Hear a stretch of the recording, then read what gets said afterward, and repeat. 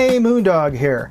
This is the first in a series of live Q&A sessions with the faction team COs as well as game staff of Operation Bad Blood, or more officially, EVIC presents Operation Bad Blood, produced by EMR Event Park and created by Moondog Industries, yours truly.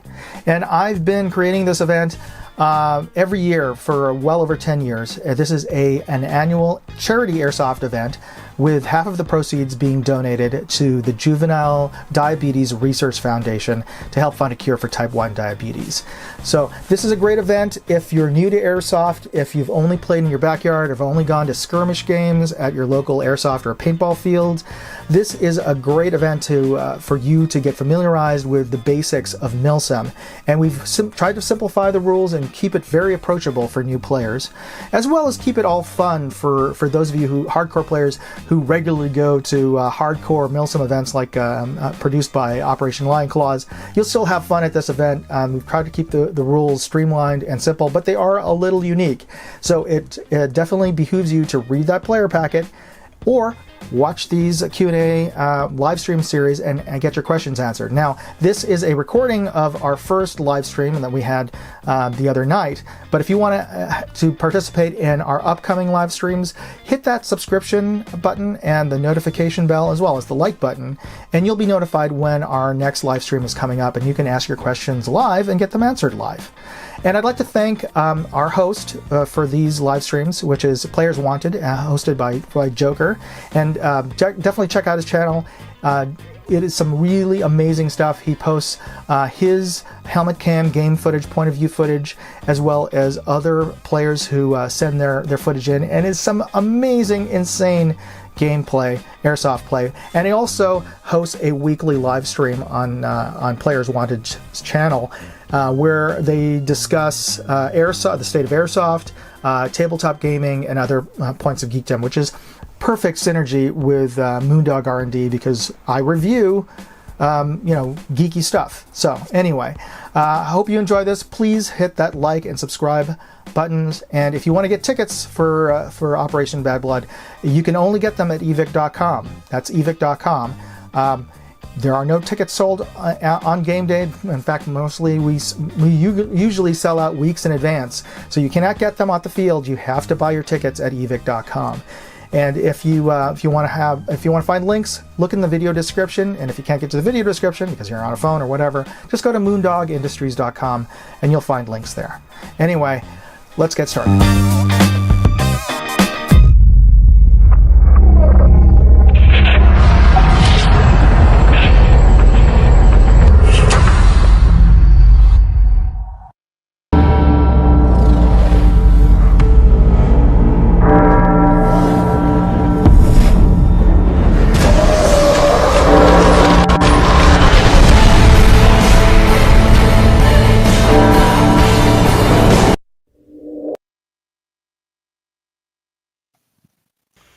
That was abruptly weird on how all of a sudden that file just ended. I'm really sorry. Good evening, everybody. It is Sunday. It is from the barracks. We're going to be talking everything about Operation Bad Blood 2022. That's going to be in New Milford, Pennsylvania, up at EMR Event Park. I'm Joker from Players Wanted. With me is Ian and Moondog. They're a host of the event. And then Carbon, who I have no idea what affiliation they have. So, I'm the CEO of DuSat. Yes. So, okay. What's up? What's up, Lone Husky? How you guys doing? All right. So what we're gonna do is we're gonna start building this up and start talking a little bit about like the previous games. Let's get some membership, some viewers coming on. I can see the numbers already starting to tick up. So, Moondog, in the future, how do you want me to identify what Bad Blood is? Is it Moondog Industries or? Oh yeah, for insurance reasons, for sure. It is. It is. This is an annual charity airsoft event that is put together by Moondog Industries and sponsored by evic.com. And that's been our long-standing event sponsor for this game. And this game's gone for well over 12 years now. And we donate half of the proceeds for this airsoft event to a blood-related charity. And for the last couple of years, it's been the Juvenile Diabetes Research Foundation. And that's pretty awesome. Ian, introduce yourself, please, sir. Hi, I'm Ian. I am Moondog's second in command here, and my main responsibility is rules enforcement and making sure that everybody out on the field is playing safe, playing fair, and having a good time. Right on. And then obviously we have Carbon from Deuce X. So Yes, sir. all right. So some people are starting to trickle in here. I see most of it's coming in. Remember, guys, if you're commenting anywhere else, Moondog, you might want to open up your YouTube, pause this video or your video on your stream because you're essentially repairing it there. Oh, okay. Sorry. So I should pause it on YouTube or pause it here? On YouTube. If you open up your YouTube and the video that's now being broadcasted through your YouTube, pause it and just watch the chat because sometimes questions might come in from that side. Okay. Does that make sense? Yeah. We can only see the chat comments that come in from my side. All right. So I guess I should have, like, you already have one watcher there now. Maybe it might just be you. All right. Let me go ahead and put this up here real quick. We'll go ahead and put our first link up, which is for evic.com. So if you guys were wondering where to get your tickets for Bad Blood 2022, go ahead and go to evic.com/product/1066. All right. So, Moondog, the floor is yours, sir. Oh, sure. Okay. So before we get started talk, I wanted to talk about the game mechanics and how the game flows. For those of you who are watching who haven't attended the event and might be interested, what's one of the issues in the last game is that we've been doing this for so long that I kind of assumed everybody knew about how the game worked, and so we had a lot of new players come out last year, and they were totally clueless. Now we put a lot of effort to put out a lot of the background material online, as well as a very well thought out and and thorough player packet. But of course, many players still did not either download the player packet, knew there was a player packet, or read the player packet if they had access to it. So that's one of the reasons I wanted to, for this and for any other live streams we do, just to take an opportunity to talk about how the game works and answer any questions about that. But before I get started on that, I just wanted to bring up a serious topic here because of some really unacceptable behavior that seen. I'm going to officially announce the banning of both Jada and Will Smith from this event. So, How long's the ban? You know, for at least 10 years or until the Academy says that, you know, they're okay to come back on. How long's the ban? Oops. Sorry. That's awesome. Well, there goes two of my players. What's going on? But in all seriousness, and we have had very few problem players, and usually we've taken care of them off to the side. But it's one of the great things I have to say. It's one of the best attended events in terms of just overall everybody's sort of maturity level, and everybody knows that they're doing it for charity. So maybe they just sort of bring a better attitude to the event. So we've thankfully, knock wood, haven't had too much, at least not any more than your typical airsoft event. So we're hoping that stays the course. That's one of the things I actually like about this event and why it's one of my go-to events every single year. Oh, thanks. When we try to keep it, we try to keep it family friendly, but one of the points, the reason why EVIC has been such a long-standing supporter of this is they really wanted to have an event that got new players and younger players into the sport. And that's one of the things we got for anybody who organizes airsoft events. We do it. We got into it for the fun, and so I always try to make sure that stays a priority in all the events. Even though that's why we try to. I mean, we started out as trying to be a little more milsim, but it's milsim light. So take that with a grain of salt. Just cut some new play slack, and everybody's going to have some fun. So one other announcement I'd like to make, new this year, we're going to have a live band play after the event. One of the former players, or I shouldn't say former, he's still planning on playing this year, is in a band in Albany. They're a pop punk band, kind of Blink 182-esque. And he even says that they're very inspired by early aughts, late 90s pop punk. And they volunteered to play a mini gig after the end of game raffle. So stick around after the game and enjoy the music. If Joker, I think Joker might have posted a link to the band's promotional website. So if you want to hear some of their music, you can check them out.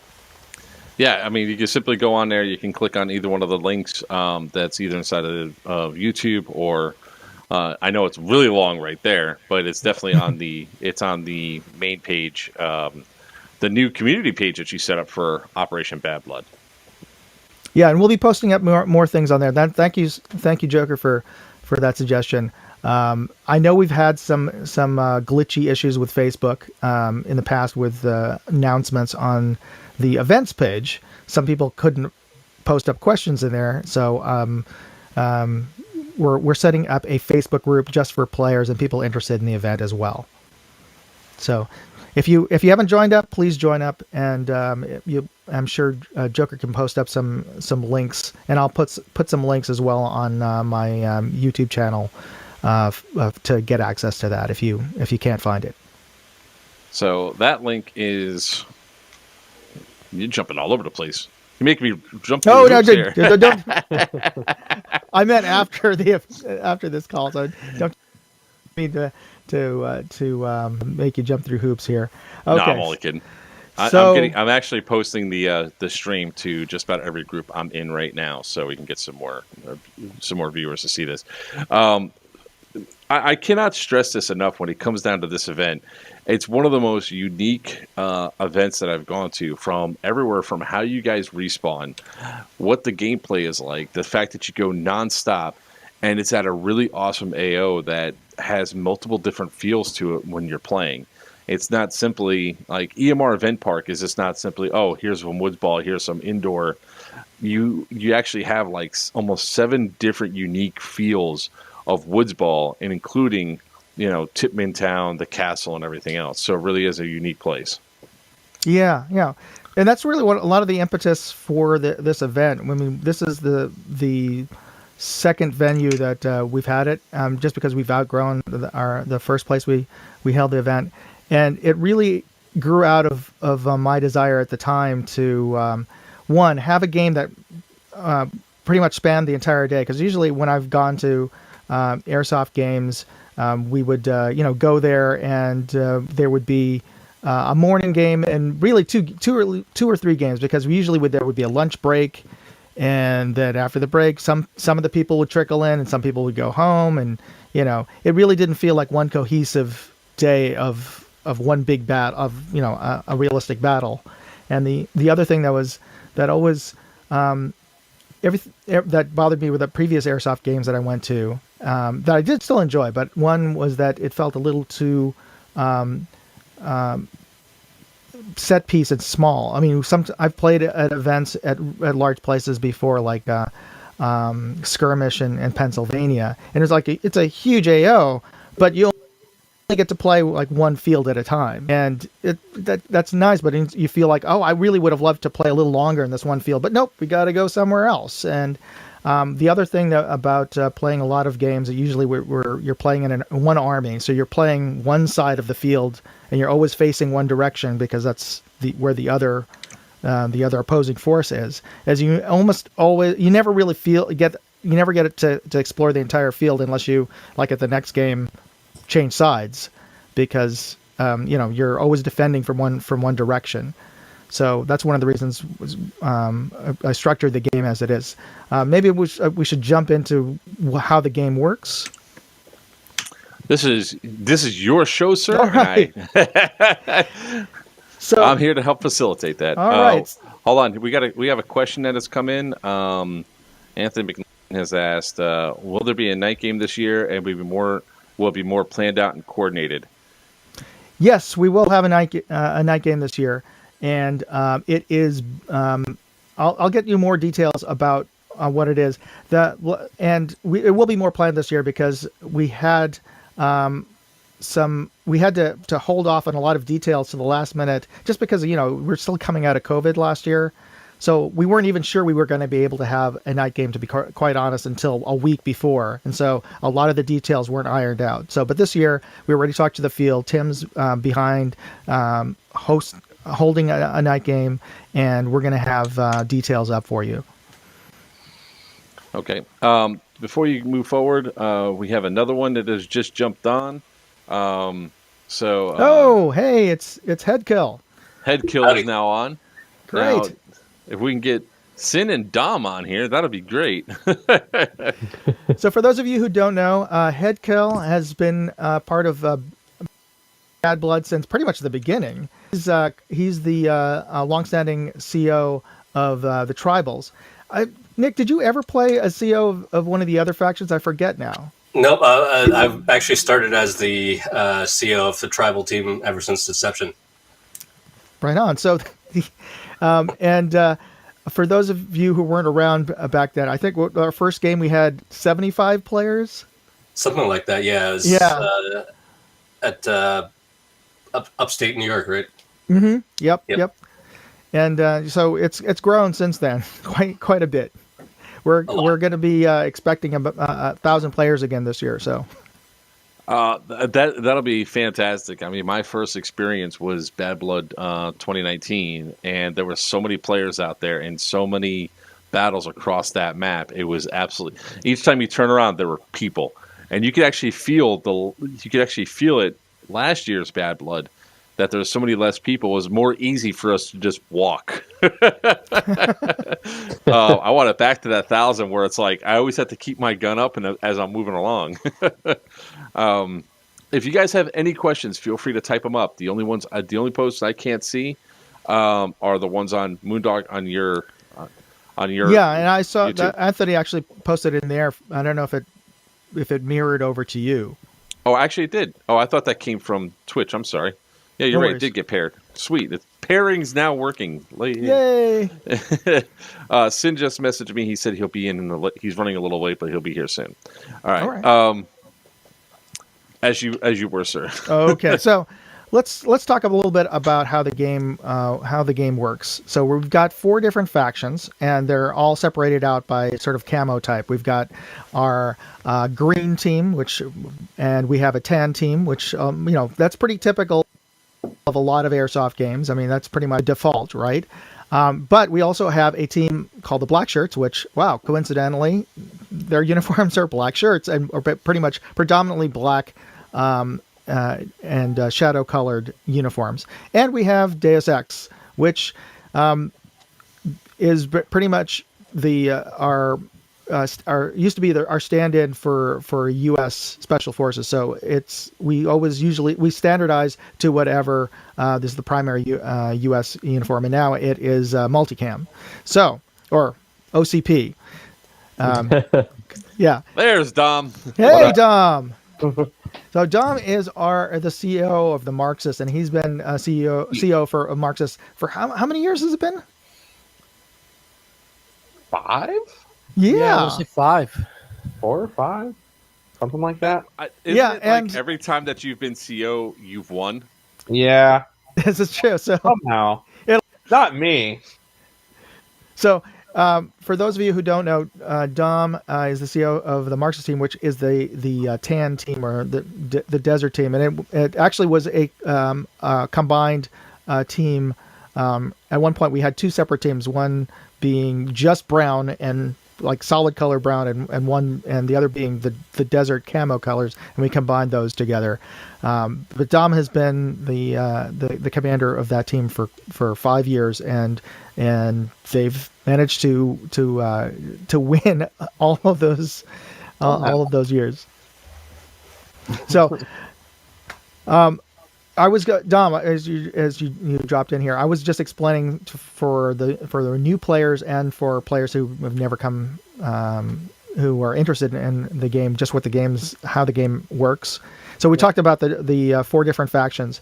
There, a 5th faction, and that is tribals, or the locals, and their uniforms are more civilian type. So the sort of unofficial uniform for the tribals are aloha shirts, Hawaiian shirts for as they're also called, or boogaloo shirts for those of you who prefer that terminology. Joker shirt is perfect for that. Yeah, there we go.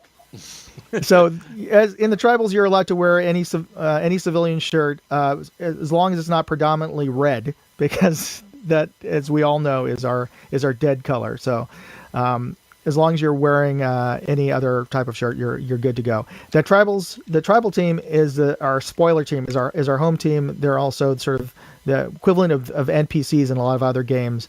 Their task is to basically shoot at everybody else. But then again, so is everybody's faction. Everybody's faction is looking at the game from that point of view, as everybody else is their enemy.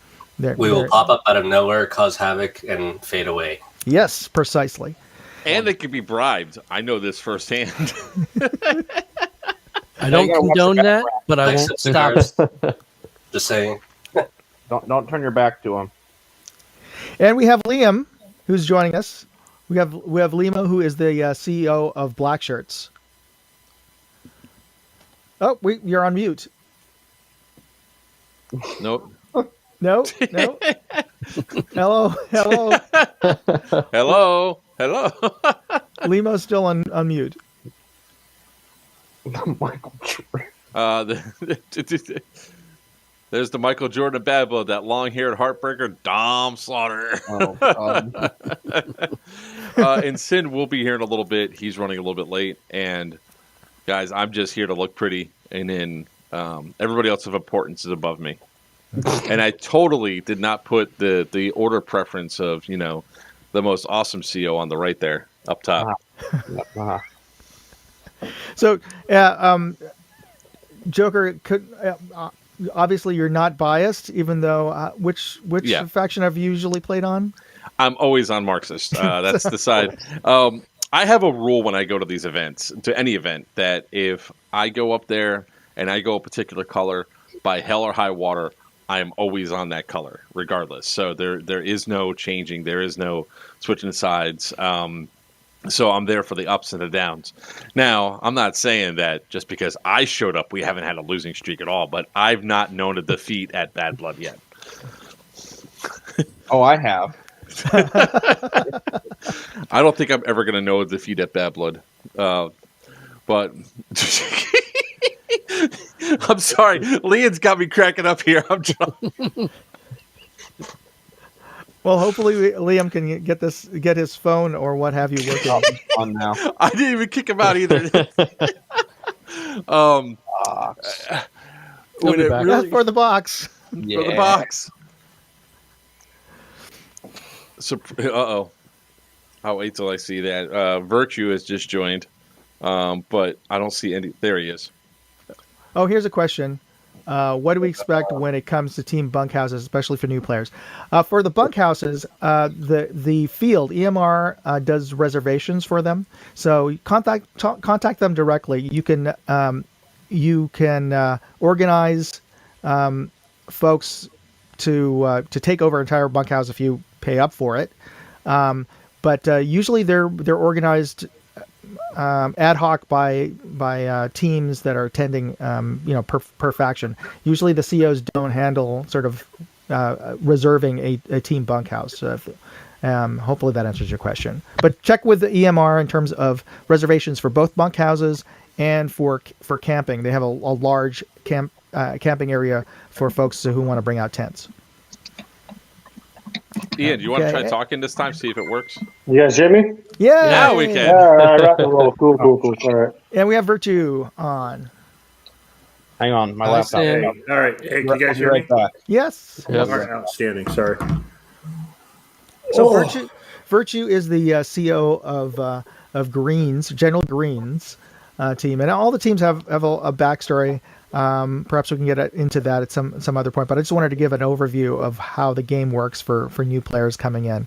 So, getting back to all the teams, so we have our 5 different teams. So, none of the teams can ally in this game. So, there almost is never a single team that dominates. Whereas, oftentimes, if you're playing like a greens versus tan team, inevitably one team has. Unless it's a rare occasion where everybody's super even, there's always one team that tends to have either more players or more stronger players or a stronger position, and the other team ends up feeling perhaps a bit dominated by by lunchtime and kind of a little dejected, and it kind of brings down the game for everybody. What I wanted to do is create a game where there were so many teams out there that everybody had a chance to feel like they can make a difference out there. So we have 4 different teams of faction players, and we have our staff team of tribals. And each of the 4 teams is tasked with the same mission, and that is to bring their specialist players to find blood sample boxes on the field. And they look like this. They're ammo boxes, and inside of the ammo boxes are special stamps. Now, only the specialist on your team, there'll be 10 of them, is authorized to get access to inside of this. They have sample cards. They're the only ones with the sample cards. But as a team player, as a faction player, your job is to find these on the field. They'll be somewhat hidden on the field, and radio in to your faction and vector in your specialist or specialists to get access to the stamp box that you find, and protect them until they can get there and get their stamp, and you can get out there. So, unlike a lot of other games where it's about taking land and holding it, that's the opposite of a bad build game. Your job is to try to find these boxes around the field, but it really is not that advantageous for you to just hold on to the area around a box, because eventually your forces will start getting really thin as you start trying to protect a box. But the other thing is, and you may not have realized it, that's the tribal team's job. So there's always going to be somebody defending and protecting a box, and that's going to be the tribal team. He said box. The box. For the box. The box for And if anyone has played since we've moved to EMR, they know that I'm notorious for kicking teams out of areas because they just want to just defend.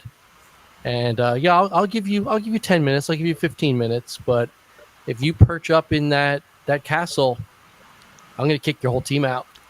This is not a game for camping. I'm the heavy, and I'll throw you out. I will push you to the farthest reaches of the field if you just feel your mentality is to just hold on to that castle all day long, or I've already had 3 people message me about the castle. Other things. You're out. Oh, what's the message on the castle? Was there a question on that? No, I've already had 3 people tell me their general patent strategy of taking the castle on Black Shirts. I'm like, you are not going to be taking the castle. Trust me. Okay, here's the thing for you players. If you haven't been to EMR, they have a really nice, a really beautiful, amazingly built combat castle. In fact, 2, but the other one's older and is in much more dire need of repair. So It's the combat bungalow. So they're fixing that one, but we will have, and I have to double check with the field owner if he was able to affect repairs to actually get access to the bottom floor. It may not be. We're all well. The world is the world what it is as it is. If anybody's had to buy any plywood or go to a lumber store, you know how expensive stuff is right now. So the repairs that he was planning on doing to the older castle may not happen. But in any case, there will be one really awesome castle. Here we go, photo of it. Everybody who's never been to the game before, please experience the castle. But the game the castle is not the end all be all of the game. The field is immense. Go for your own good. Go see the rest. Go play the rest of the field. Go sling plastic at the rest of the field. You'll enjoy it so much more. But definitely spend some time, assault the castle, defend the castle for a little bit, have some fun, but move on. If you're a Look, that would be my advice. What do you guys think? don't go to the castle. I mean, definitely 29 experience the castle, and if you're not on green, go to the castle, bring some picnic lunches, hang out there all day, and have a great time. There you go. Yeah, experience it for the hell that it is, but don't think that you're going to stay there all day long. It's just it's counterintuitive to the game. You're just ruining it for yourself, really. I'll just tell you all from my personal experience that 2019 game that was designed. I guess Sean Barth is the one that set that up. I think for that one. That game that was some of the best firefights I had inside that fort at night, shooting up while the team was trying to shoot down and try to take us out. It was awesome. Yeah, the best way I could describe that castle is it's the crazy hot chick at the bar. Everybody's staring. Everybody wants to go over there. It's going to be great for 2 weeks, and then it's just going to go downhill from there. Exactly. Hi, Chuck. Rooster's in here. That's Rooster. What up? Oh, that's Rooster. I'm excited for this one. I'm excited going back, so much so that I canceled another obligation because they decided that they were going to plan it the same weekend as Bad Blood. I was like, nope, I'm going to Bad Blood before. Oh, thank you. Damn straight. Operation Lion Claws Firestorm 3, they had to reschedule, and of course they didn't check with me, and they scheduled it for that thing. I'm supposed to be on staff for that, but I'm not now. I'm going to Bad Blood. Moondog. So one of the unique aspects of this event is how people, the medic rule and how people respawn and all that. Yes. So, one of the things I wanted to do is try to keep the game moving, but also try to interject some reality to the event. And one of the long-standing players that we had, was the CEO, former CEO of the Tribals, Freedom. He's a former Marine sniper, and we had a long chat about what medics really do in a battle situation from his experiences in Iraq. And one of the things that I understand how a lot of medic rules work and played under them in a lot of airsoft games. So this one's a little different. We're not going to have medics go out there and sort of lay hands on you like a cleric in D&D and just magically heal you, after holding on to you for a minute or whatever, or tying. Instead, you're going to go back to respawn, which is normal. In a lot of games, you go back to respawn. But in this game, we have a stationary respawn and we have a mobile respawn, which we call the triage. And we have a staff member holding up a marker flag, and this is going to be a pool weenie. Pool noodles. Pool noodles. So it's easy to spot.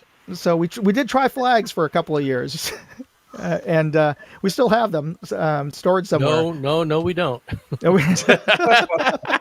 I made a point to beat those to hell whenever I could. Well, yeah. So anyway, we did have flags, but have fun somehow. It became a safety issue, especially because you have to have a flag pole with them. So yeah, it became a safety. But anyway. What you look for is your pool noodle for your faction, and that is your respawn point, and that moves along with your staff player. But that allows you, if you stay with your army, which is, if you're joining an army, you'd think you stay with your army rather than, oh, I'm on this team, I'm just going to go wander off by myself. That's not really how armies work. So if you join an army, you stay with your platoon, with your company.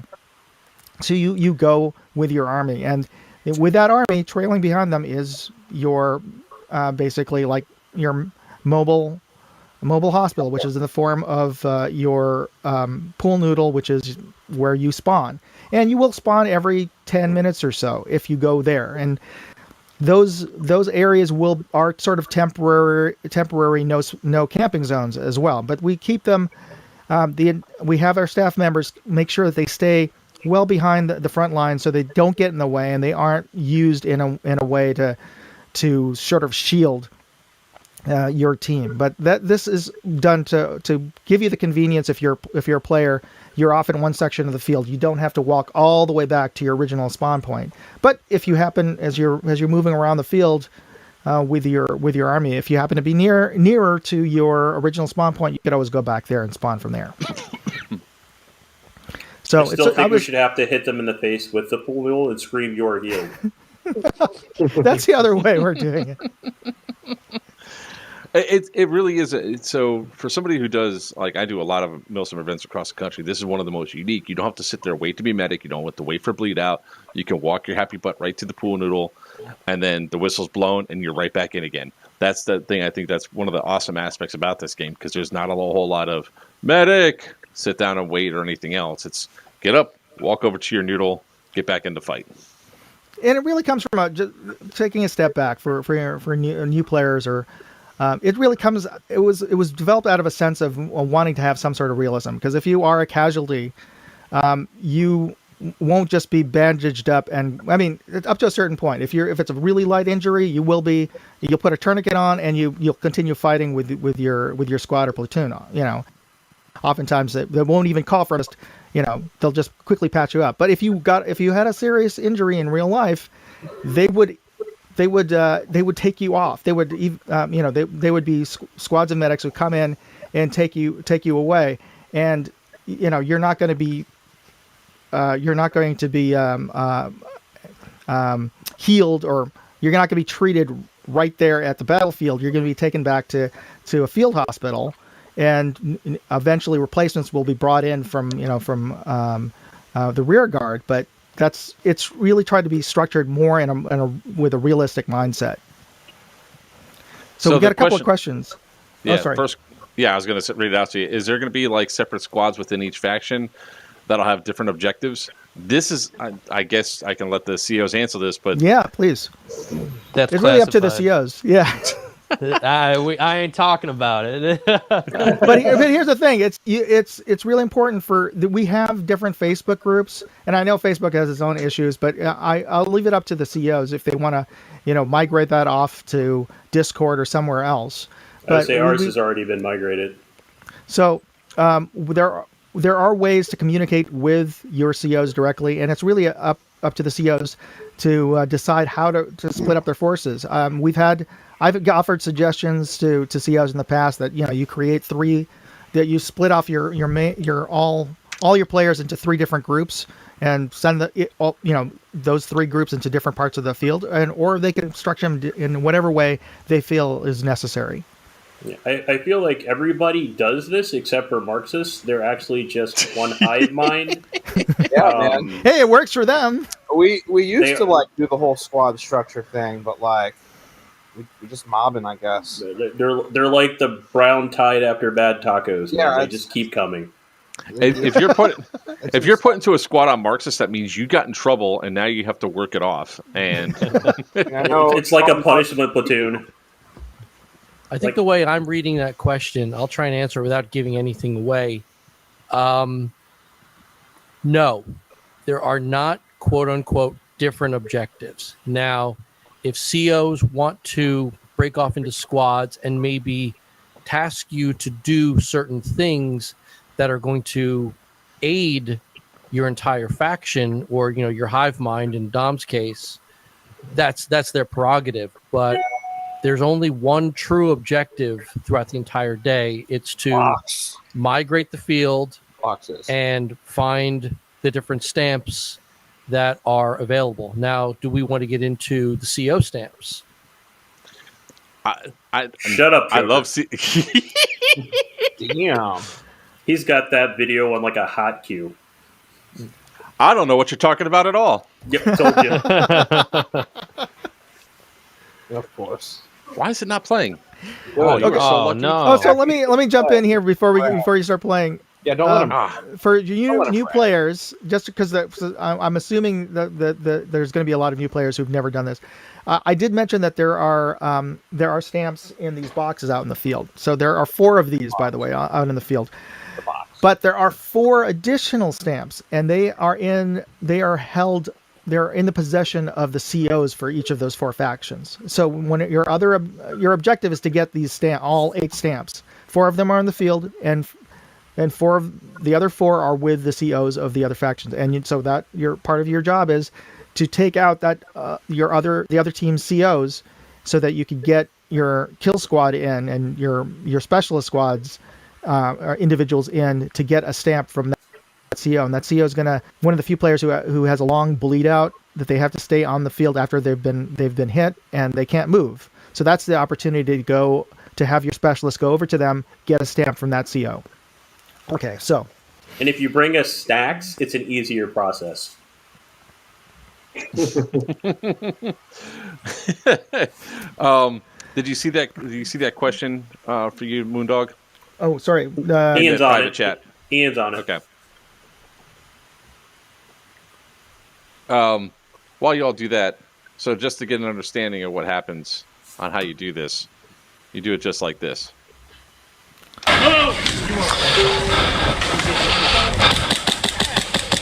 Listen, I can drink 151 straight, I can drink this. Wow. That was really? Don't even do it again.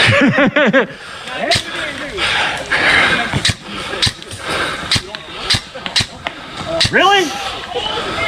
Really? Did I just shoot you right there? No. You want? All I could hear the whole time was the guy that had to adjust his motor height to the left of you.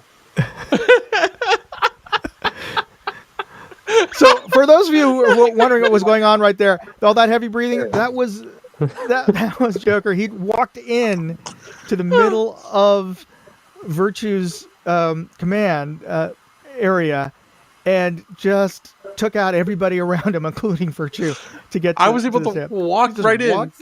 But this is the thing. The great thing about this game is that there's so many players everywhere, and you just really have to keep your head on swivel and just keep your mindset that there could be enemy everywhere. And whereas a typical game, where's your spawn point, the enemy is that direction, and they're always going to come from that direction. There is no enemy direction in one direction that the enemy is going to come from in a bad ball game. It's 360. They could be coming from anywhere because the spawn's everywhere. I'm sorry. Is Joker done masturbating? Right, man. I was like, come get your girl in check. He's the only one that's entertained by it, I swear. Who, me? Of course I am. I laugh at that video every single time it comes up. Every single time. Dude, he's got it on his phone. He treats it like a baby. Anytime Airsoft comes up, he just whips out his phone. He's like, hey, look at this. No, I have the new video for that. That's that one dude that ran and killed like 30 plus people at Bone Strike. That was actually a pretty awesome play. Said bone. But, so I see a question up here. Evic, Matt, you mean? Well, I don't think there's any. Yeah, I think he meant Matt.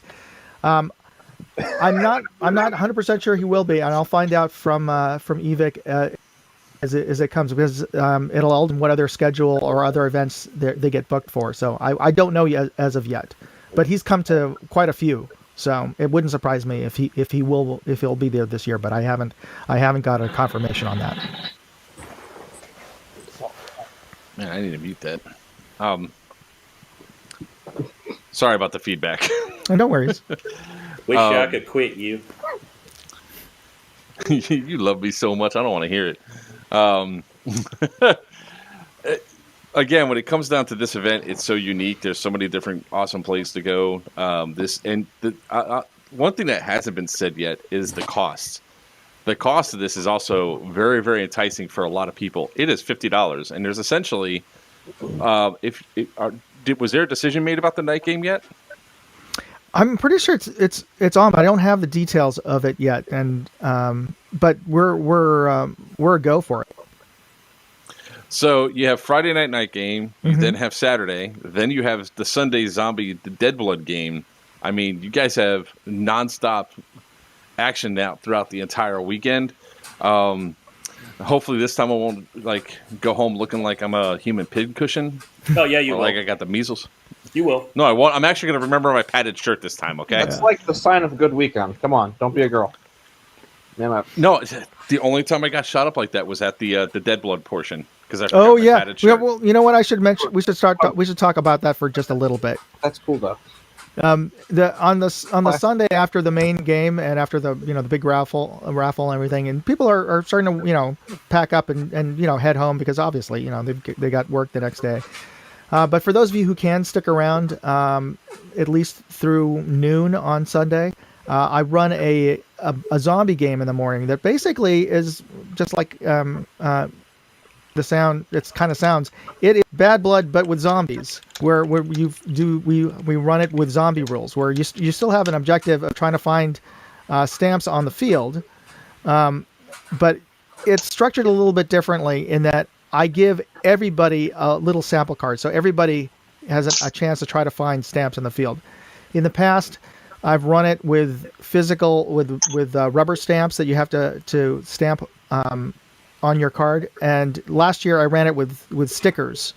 So I may do that again this year, but we'll have stickers hidden on the field, and whichever faction, and the factions will shift depending on who's sticking around for the game.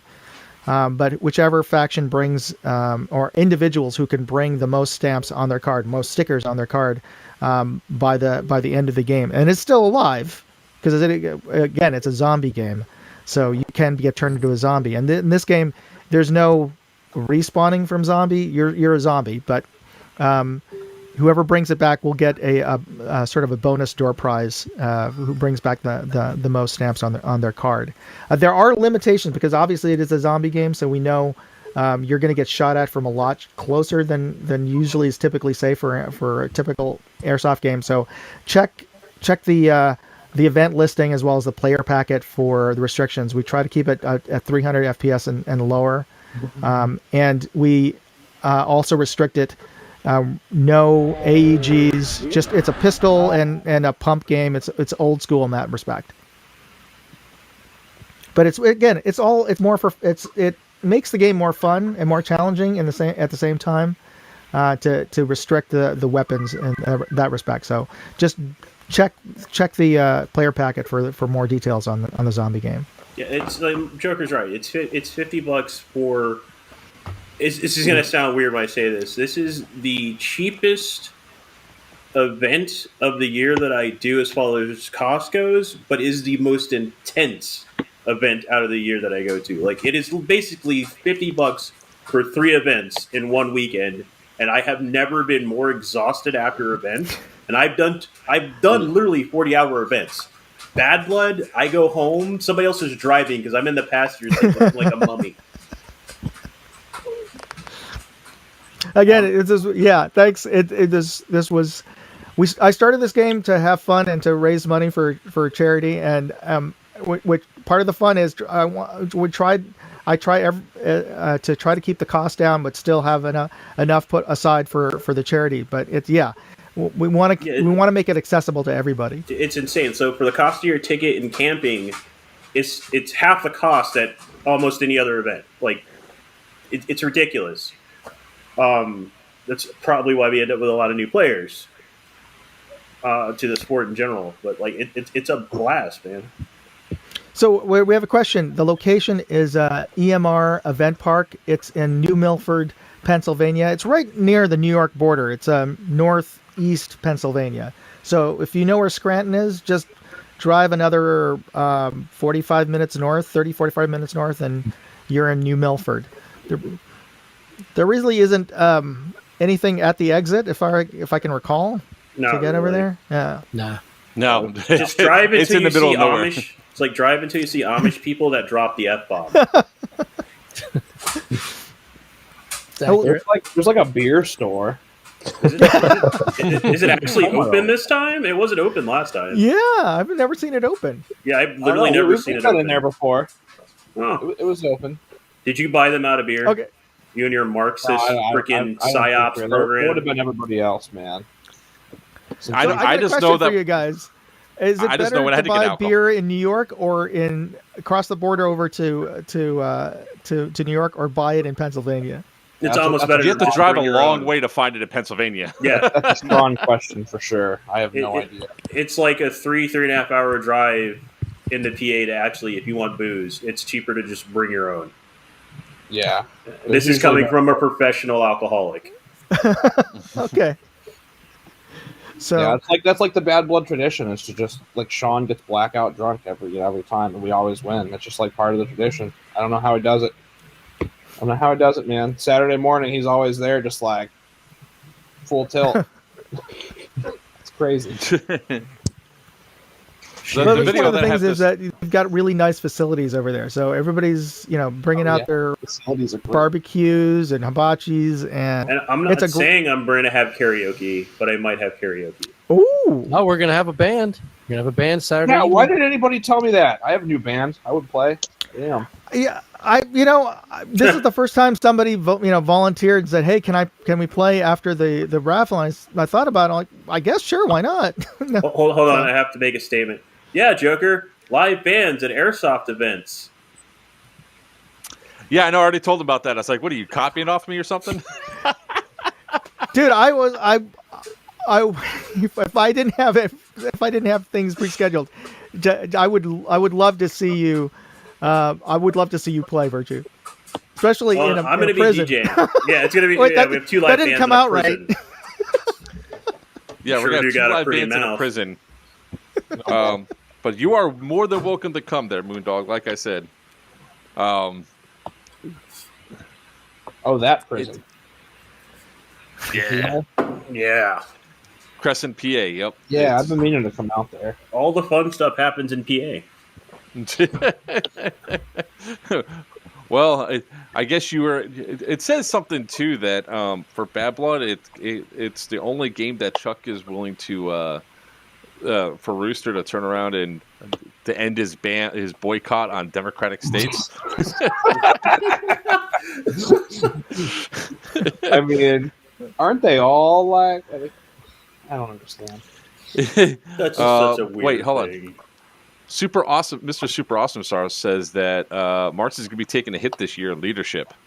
Okay, I hope so. Oh yeah, we did actually. Fucking Cardello went. He flipped. He's for black shirts now. But yeah, baby, that's no big deal. We'll shoot him up some more. I still think we should just all collectively rename black shirts as to the summer camp. Since they like to just, break out the lawn chairs and the barbecue and sit in the castle. Not this year. Not this year. I am bringing brisket again. There we go. But none for Cordello. He got poached. Yeah. Oh, I didn't realize Mr. Super Awesome Sauce was Cardello. Yeah. I won't take all the credit for that flip, but I think I kind of pushed Liam to flip him. So I mean, that's kind of Ian's thing. I started off as Marxist until Ian was like, "Hey, yeah, you want to go over to the green side?" Yeah, that's true. Yeah. Well, I mean, I got to put the right people where they need to be, and Marxist has always been, even though when I was a player for the game, we didn't win squat. The leadership was solid. So I got to take the people who know what they're doing and put them where they're best going to serve. Spread the wealth. The 1,000 cats that are out there. And millions and millions. I don't need you under somebody else. I need you teaching these people, how not to shoot themselves in the foot. Marxist, bring me his horn. Is that a euphemism for something? Challenge not his lower horn. I will not blow his horn, sir. The one that's like that one. Well, we didn't Tom, have him you got last to year. keep Todd. I made sure that was a thing. Awesome. So see, it'll be bad. Todd didn't want to leave, man. Cardella will blow the horn, and then like the Marxists will start attacking them and be like, "Oh shit, that's not what I wanted to happen."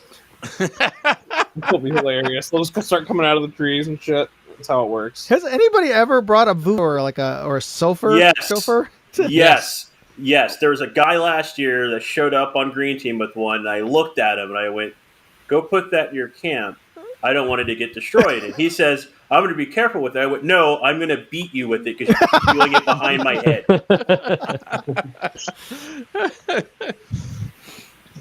Well, thank you. I really want the one thing I do want to see somebody come out with because of the dedication it would take is a didgeridoo. I used to have one. They're hard to play. Yeah, right. That's what I'm saying. That's dedication, man. Yeah, you got to oh my god, this is going to sound terrible. You got to make your lips vibrate in a certain way. It's like it's so strange. You stop starting with Cordello. Downhill fast. I know, Demonetized. Demonetized. No, we were at one event, and the guy actually wanted to come to Bad Blood, but he couldn't make it. He was my official bagpiper for an event. Oh, he cool. followed me around playing the pipes. It was awesome. That'd be cool. That's legit. Yeah. I just have Sean Barth drunk playing the Russian national anthem on his Bluetooth speaker. Yeah, and I appreciate that. It was really easy to find you guys. I was like, aim towards the music. We're bound to hit him. You mean the 200 guys crashing through the woods wasn't your first clue? Oh, no. So we did a flank. We came around the side while they were rushing. It was me and like 10 dudes because we were looking for Dom. And we couldn't see or figure out where they were through the mass of bodies. And you just hear this music blaring and Dom yelling. I was like, aim towards the music. We'll hit somebody of worth. Aim that way. That's just the great thing about this entire game, especially if you're back to 1,000 players, man. That is just going to be awesome. Entire armies just moving across this AO. I hope that the grass is back to being chest high on me. Yeah, I love it when he forgets to cut the grass. Yeah. You know what? I'll remind him he doesn't have to. It's actually better. It was so much fun because you just watch people fall over and just disappear. It was great. Did you talk to him about making the safety briefing shorter? Yes. Not the safety part, but like the other stuff. Yes, yeah, the briefing part. He's aware of that. Yes. Cool. He watched the last stream too, and he took notes. I'm sure because he started making comments. Because we talked right afterwards, away. And he understands it. He took it in stride, so he knows. That's good. Yeah, but let's be honest. He's a great host. Yes, he takes immaculate care of that field, even when he doesn't mow. So we don't want him to mow. That's what we're trying to say. Yeah, it's passion. He's a very passionate person, and once you get him ramped up, man, he goes. And let's not forget, I mean, he lives there. He literally lives there with his family. So, yeah, it's home. And, you treat it differently when it's home. Let's actually cover that, if you don't mind, for a minute. Now, the fact that the field owner, Tim, does live on the active playing field. So, read the player packet, memorize the map, and look at what's in play and what's out of play, because there's a house with a child on the field. And if you go anywhere near that house, we're not coming back. So don't poop on the doorstep. Stay away. It's not in play. Avoid it at all costs. Don't shoot at it. Don't shoot around it. It's a dead zone. Just leave it alone, because the last thing we want to do is really anger a great host for a great charity event that can have 1,000 players that are all benefiting a lot of good things. So let's not screw it up by being stupid. Oh, and that also applies not just from playing. I think one of the issues was, not recently, but in past events, was just driving into the field to for signing in. If you're, I don't know how many parents are watching this for their kids, but if your kid is arriving to the field late, do not drive like a bat out of hell, try to get them to their game, no matter how much they're screaming, I need to get to the game. Drive slowly. Take your time. There's going to be plenty of time to play for him or her to play on the field. They're going to be exhausted. Trust me. No rush. You will bottom out your Prius. Yes, it is pothole city on that dirt road anyway. So take it slow. It actually happened. I was in the Prius. Oh, really? Literally? Did they ever get the guy in the Mustang last year's car like out of the pothole? Oh, I forgot about that. They might still be there. So, like going in and going out, like it looks like New Jersey drive. It looks like you're driving through New Jersey. It looks like a war zone of potholes. And this guy in a Mustang last year on the way in hit a pothole, got stuck. We pushed him out, and I made a joke about don't get caught on your way out. Ha ha ha ha. And he did? And he did. That's why I have a truck. Was it a normal Mustang or was it a lowered Mustang? I drive a hybrid. I don't speak broken down car. Okay. It's Ford. I assume bolts fell out of it or something. Okay. It isn't like one of Headkill's cars. No, it was it was one of the newer Cobra. The guy he was showing off. Okay. You know, because you do that while driving down a dirt road in the middle of nowhere. I mean, last Bad Blood, I was driving a minivan, so it wasn't that bad. Oh, but no. Before that, yeah, I used to have a lowered, like little sporty coupe thing. Yeah, that's what I'm thinking of.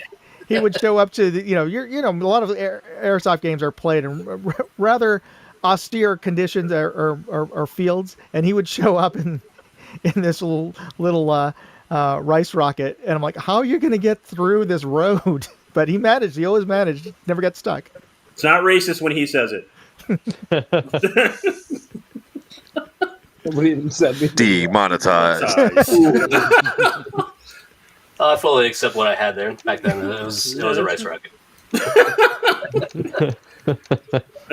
But like the roads are bad. Like I got to listen to Tim after the last year. He was just. I don't want to say he was upset. He was just annoyed about the amount of people that would just come flying through the gate. He's like, "There's a sign right there with a speed limit on it." I have a feeling when to show up one year, it's going to be like a 50-foot speed limit sign. And even then, would there still be some who would be driving down 20 miles an hour through those dirt roads? But anyway, because as we all know, everybody reads the player's packet, right? Right. So there's a player's packet? It's like an inside joke at this point. The existence of the player packet is like, is there even one? Hey, I have a question for the viewers here. Is anybody watching this not know that there's a player's packet that they can download? So that would be a good indication that word's not getting out about that. But anyway. I'm looking forward to this. There's a bunch of the guys from Ohio because I've been going to Bad Blood this is year 5 of me actually going to Bad Blood. I talk about it all the time. So there's a bunch of kids at my field that are like seeing pictures and things like that, and they're actually coming this year. So I get to disappoint them in person. Somebody said they didn't know that there was a. No, yes. That's Gert. Ignore him. Oh, okay. So that's not legit. Gert literally just started playing airsoft at Syndicate 1 in Pennsylvania back in November. So where can you download? It's on this link right here. I promise. So there's a couple of different places. There's of course where you buy the tickets at evic.com. They have links. There's buttons on the purchase page where you purchase your tickets to download the player packet, a map, and some other helpful documents for the event, including the waiver. Now, the player packet itself also includes a map and a waiver in that PDF. So if you download that, you've got a lot of the documents covered. You can also download the player packet from the Facebook Bad Blood group, as well as the events page. If you do a search in Facebook for events, look for Bad Blood 2022, and it's in one of the you can download files. There's the direct link. Oh, perfect. There we go. Liam 2.0. Joker, all professional. Yeah, can't see my phone. So I love the fact that you're prepared for this, Joker, because during our live stream, you're like, I'll wing it. Yeah, this is awesome. No, I'm totally winging this too, by the way. It's just that Moondog has been so on point. Everything's in one spot, so I can just go there and click on it. And on top of that, I am also not the host of this. I'm just facilitating. So it's a team effort here. Yeah. You know, it might be worthwhile, since I have all of you out here, to cover some things that aren't in the player packet and usually would never put in there. Like, who's got some suggestions of places to stay? I mean, of course, you could stay in a bunkhouse and the field, what could you describe some of the facilities that are there for campers in terms of the water, electrical, and in the past they had showers. So, anybody want to chime in on that? Hey, the bunkhouses are nice. If you can Campgrounds, sleep on wood, but if they're nice. Or bring a small mattress and not be a heathen. Why would I do that? Yeah, I forgot who I was talking to. Never mind. No, the bunkhouses have sleep anywhere. I'll be power. fine. Some of them have AC, lockable doors, so you can leave gear in there if you need to. Yeah. I can't speak to the showers, but I know that there are some somewhere. I mean, for considering that you're spending the weekend on a paintball airsoft field, the fact that there are amenities are a huge plus. Yeah. We all came how many from the world airsoft of fields have that? playing in the woods and being happy with it. So the showers are awesome for like the first day and a half. I mean, they're still there and they still work after that. It's just airsofters. So the cleaning staff hasn't come yet. Yeah, I generally I hop on the highway. It's a quick drive down to the truck stop, and I just pay for a shower there. Oh yeah. If I need one. And if you're old like me and your body can't handle wooden bunks, there are hotels in the area. The ones that are closest to the field book up quick. Some of us like to stay about 45 minutes away or so. And it's an easy ride up and good amenities where we like to stay. I'm not going to tell you because then it'll get booked up. But we stay in Dixon City, which is about 45 minutes away. I'm booking my rooms right now just so I could then mention it. Well, I stay on the campground for many reasons because a bunch of my teammates show up and I like to wrangle the idiots. Because as I explained to them, I'm in a semi-leadership role, therefore I expect them to set a good example, and I need to be nearby to put in their butt when they're not setting a good example. The campgrounds are awesome if you want to hang out, meet new people. It's great after-hour stuff. You're right next to the field when things kick off. However, if you are allowed after dark, there will be an angry black man in your campsite. Just fair warning. It's happened 2 years in a row. I will show up and stare at you until you slowly turn down your music. I don't know what he's talking about because we're up being loud as hell until 3 a.m. every year. So it's big enough for both of us, apparently. You're not near my campsite, apparently. Oh, there was all kinds of debauchery going on last year. I don't know how you missed it. I'm old and I like sleep. Oh, okay. Sleep is my anti-drug. It's very fun though. Best time of the year for sure. Okay, so Tommy Lindsay just posted up that the Holiday Inn Express, which actually is probably the closest chain hotel to the field, that's totally booked up as what. And also the area around there has a large energy production. I mean, they do a lot of fracking over there, so all year round, a lot of the hotels have been occupied by a lot of the field workers.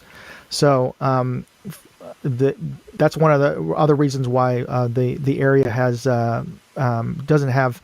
You got to book early, and I personally, I go to the event with my whole family, and I've got 2 young kids, and my wife has been on board as the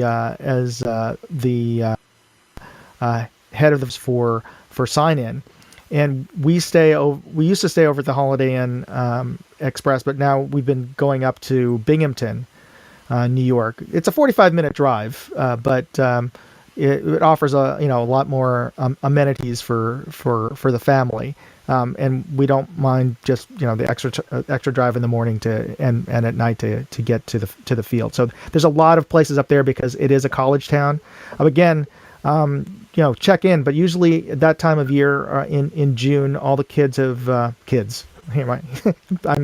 all the college students have it's the end of the term, so they're mostly gone. There isn't much activities out there, so there's a lot of hotels and motels up there. All the tax deductions have left. So that's another place to look into. Okay, Smurf. One time I did that. Okay, one time, maybe twice. I had a soundtrack with like 48 remixes of the song "Bad Blood" by Tay Tay, and that was the alarm sound blaring out of my tent every morning. That'll get people moving. Don't look at me like that, Dom. I've never heard this Bad Blood. So I need bigger speakers. Got it. Yeah. All right. But it's again, for those of you guys that are just joining in and all that, this is like one of the events that is a must do for me every single year. So I would highly recommend, coming out, checking a look. The price is right, only $50. You have there's going to be a lot of people out there. And the amount of, one thing you haven't talked about is the amount of giveaways you get. Oh, yeah. This. Oh, speaking of which, hold on. Before we get too far on this, Ian and Moondog, we need to discuss whether or not Joker's allowed to rack anything this year. Oh, yeah, that's right. You shut up. You shut up. Moondog, let's give you don't remember last year, do you? Rack? I don't understand. I didn't break. See, exactly. Nothing Dom happened. knows what's up. Yeah. Every gun he racked during the raffle. Oh, we were laughing our asses off, man. He pulled a starting handle right now I remember. Now I Look, I barely touched it, okay? I remember. I was thinking a whole different, and then not that kind of rack. I was thinking like a rack of ribs because nothing that. Yeah, never mind. Yeah, he's thinking about my brisket. Yes. Yeah, which I am bringing a slab of. I am going to be bringing a slab of meat up. Yeah, no, the sheer amount of stuff for the what is insane. I will not be opening up any of the areas for the hop-ups because I don't trust it. The raffle, when it goes smoothly, which it never does, usually 45 minutes to an hour. Yeah, that's because of just the sheer amount of stuff that gets donated. Evic brings a ton of stuff to give away. It's not just like one or two AEGs and a pistol. They bring a ton of stuff, but the reason they can do that is because it is a charity event, and a lot of their vendors donate stuff to Evic to give away at the raffle. So every person that goes to the event gets a raffle ticket for starters. So just paying for your $50 ticket, you'll get a chance for a raffle ticket, and they're just. I don't know. Like Ian said, there's at least 30 to 45 minutes of just giving away things, and plus the swag that they toss out. So you won't go home empty-handed if at the very least. You'll get a patch and other goodies. There was 22 guns last year, right? Something like that. Yeah. And then we had the other sponsors. The other sponsors brought stuff up too. Yeah, Evic sent a bunch. I think. Amped and Jackal, the two of the vendors were there, donated. The National Guard as well. National Guard gave away some great stuff, and EMR gives away some really fun swag. Oh yeah, so a lot of people come to the event just for that. So I'm not going to knock them for it. It's worth it. I barely touched it. That's what she said. Yeah, no. So it's become an ongoing meme at other events. Like Joker came up to my field we did a raffle, and people were like, "Don't let him rack it." I racked it. Nothing happened. No, Joker's not touching anything this time. Oh wow! So I see a comment from Smurf I Am on. Oh wow! And she brings up a good point that. She's going to be coming there, and she's volunteered to sign for the sign-in. For those of you who don't know, this is because it's a charity event. We rely on we welcome help from everybody. If you're a player who is a little older and doesn't want to just start running in, just want a much more reasonable, take your time. we are more than happy to have volunteers at the chrono station. We would need to chrono a ton of folks, so as many as 700 to 1,000 players every morning. We definitely would love volunteers for that. We also are looking for volunteers for the sign-in that my wife handles. If you are a parent who is bringing their kids to the event, instead of just sitting around waiting for them to have their come back so you can drive them home, come and help over at the sign-in, and you'll also get a little bit of swag. Last year we gave away T-shirts and caps and some extra goodies as well for all the volunteers. So reach out to me through Joker's links, and as also you can find contact information on the Facebook page to volunteer for those groups. So we're definitely always looking for volunteers, and I really deeply appreciate it. Okay. A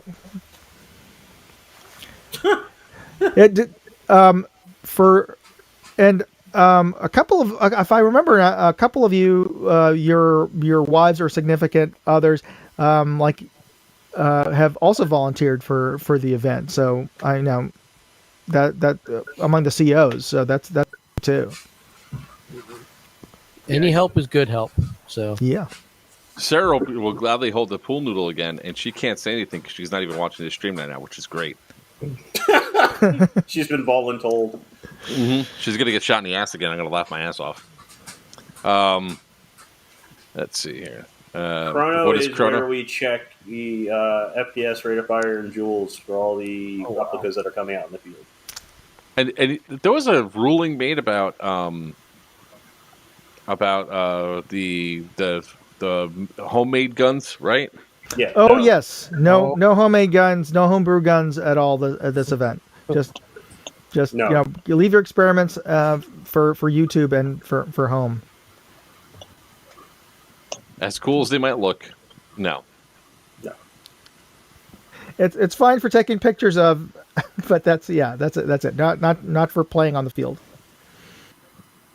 There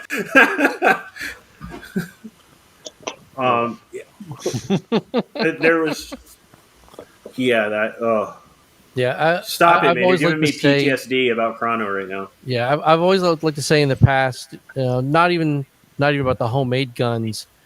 Leave your Franken guns at home. Your projects. You want reliable, because you're going to be out there all day long shooting. I couldn't even tell you how many rounds in the 6-7 hours you're going to be out there. So you want something that's going to work, and it's if you need to do the whole secondary pistols thing, pistols always get lost. Just be careful with it. But like nothing where you got batteries taped to crap, and just your stuff that works. Yes, it's a fashion show. You want to look great, but just be effective, because when your stuff works, you're going to have more fun. That's really the point, right? That's why my gun broke. I'm walking to spawn last year, so I was running around without a gun for about half an hour. COs don't need guns. Liam, when's the last time you took a gun to this game? Most of us have either given up gun or run a pistol. Yeah. I run a pistol for photo ops. That's it. Sorry, there's a chrono. If I fail the test, so I'm pretty sure Anthony will agree with me. He's not here on this. Yes, you can go change your stuff, come back and re-chrono. However, you're not doing it at the chrono station. Go somewhere else. Go back to camp, wherever you got to go. Do not start disassembling your gun at the chrono station. We got to clear some space, but wouldn't want to never take your spend a lot of time on take it someplace safer. Moondog, you are coming in scrambled. I'm sorry. I was just. Can you hear me now? No. Dubstep. Are you auditioning for Daft Punk there, sir? He's got that potato internet right now. Okay, am I still coming in? You're better. That's better. Your audio's better. Your videos. Oh, okay. Choppy. Okay. Well, I was just saying that just to back up what Virtue was saying is that if you're gonna need to work on your AG, the worst place to do it would be at the tables there, because if you dropped anything on that grass and gravel, you're never gonna find it. So take your precious AEG that you spent a lot of money on and take it someplace safer, probably closer to the shop to work on. Yeah, and honestly, if you've been through chrono before with me and Anthony running it, you know how I get when you slow down my chrono line. Yeah. No soup for you. Last thing you do is actually argue with Birchie. If you think that you're going to go walking up to Ian and Moondog and they're going to disagree, you're wrong. Like there's a reason why I picked them to be the chrono officers. So I gotta drop, guys. Have a good night. I'll see you guys at the game. Worries. All right, Gil. See you then. You know, actually, it's a good way. Thanks, Nick. It's a good time to wrap up. Are there any other questions that anybody else has up there? And you know what? We'll do one of these regularly if everybody can jump in like every other week. I'm sure there's more questions for new players as they're finding out about the game. Yeah, there's one right there. Yeah. Amped, Atlas. Yes. Or Jackal. I think we have Jackal. I think we have possibly 3 vendors there, and at least 2 of them have experience with gunsmithing for airsoft. So, and I think say, though, you're going to want to make sure your stuff's good to go ahead of time. Yeah, it's exactly that. Like you've got time now to kind of dial in where you want to be. Now, you guys can disagree. You can agree. FPS is a guide, not a goal. Yeah. So you want to be reliable. You don't need to be right at that bleeding edge limit where, the sun shines on an HPA tank the wrong way, and all of a sudden now you're too high. You know what I mean? Like, so you have time between now and the game to actually get all your stuff ready to go, so you're at a comfortable, safe level. So, and let's be honest, chronos these days are not super expensive. So when in doubt, pick one up, and then you'll know. Okay, well, my stock gun is now. Keep in mind, we chrono everything with 0.25 gram BBs. So get a small bottle of those if that's not the weight you already run, and get yourself a chrono and just see where you're at. If you're in the 385 to 400 range, maybe look about turning it down a little bit. Maybe you want to drop that spring and get in something a little lighter. You're running something, you're running a bolt action sniper rifle, aim for 450, 460. You don't have to be at that 499.5. It's like I said, it's a guide, not an achievement. You're not going to get a trophy like a video game out of this. It's literally the number one thing I say on repeat at chrono is, again, it's a limit, not a goal. You're good, and I lock it, because guys will sit there and be like, well, let me turn it up. No, keep moving. You're good. And also, go. Understand that for the Dead Blood game on Sunday, there's a different chrono requirement. Yes. Which is actually lower. Much lower. If anything, bring out your old Springers for that game, because that is an ideal game for really low FPS guns. For joke's sake. Yeah. I'm just gonna bring my bazooka. Right. One thing I want to add for tuning down your gun for this particular game.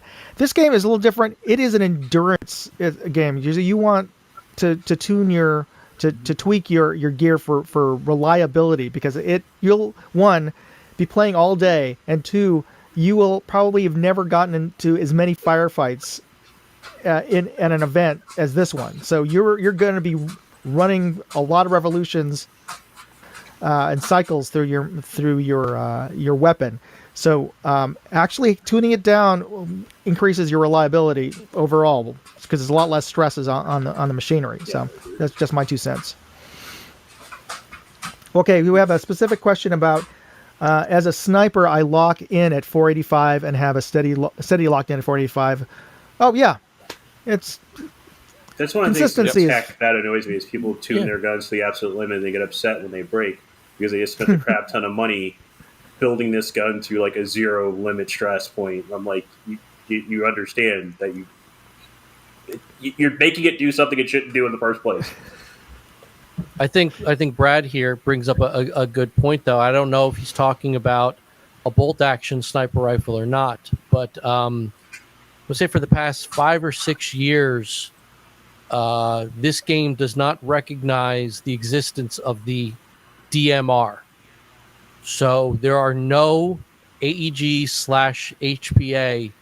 over 400 FPS. I don't care if you're semi-locked and you've got a pin in it that you can't fire full auto.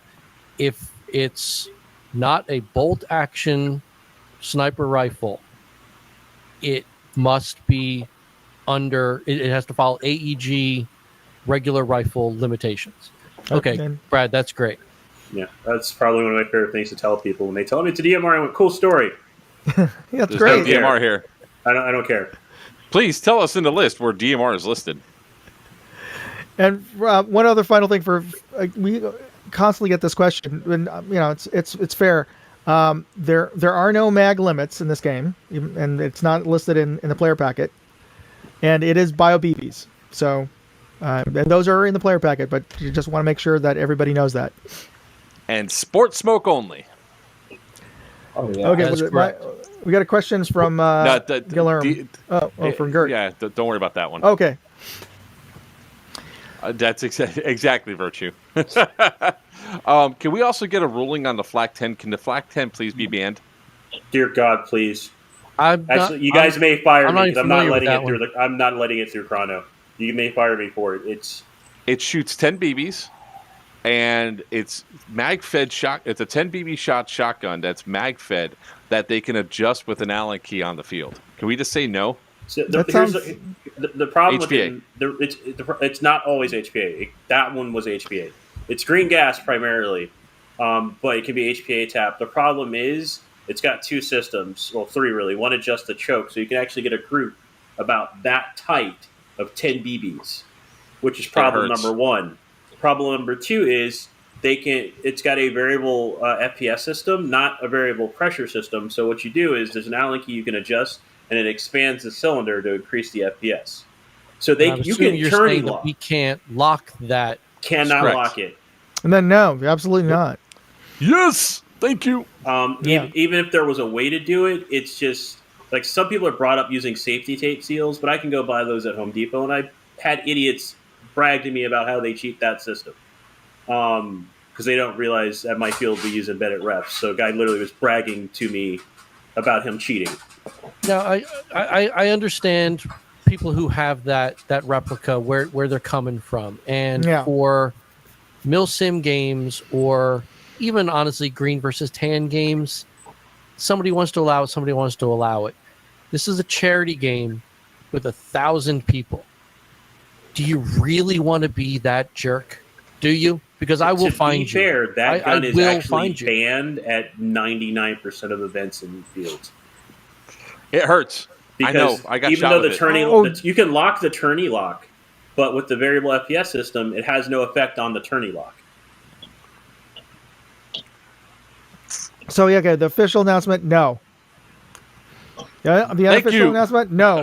So yeah, it's like, oh god, I hate that guy because the Flak 10 is the Flak 5, and literally we had somebody, I think it might have been Joker, it was like at 500 FPS to the chest because the guy went out and turned it up before we realized that's where the adjustment was because it was tourney lock. He got me in the arm through my padded arm, and it just took a month and a half for it to heal because it indented into my skin. It almost, I think it might have actually stuck in and was an embedded BB.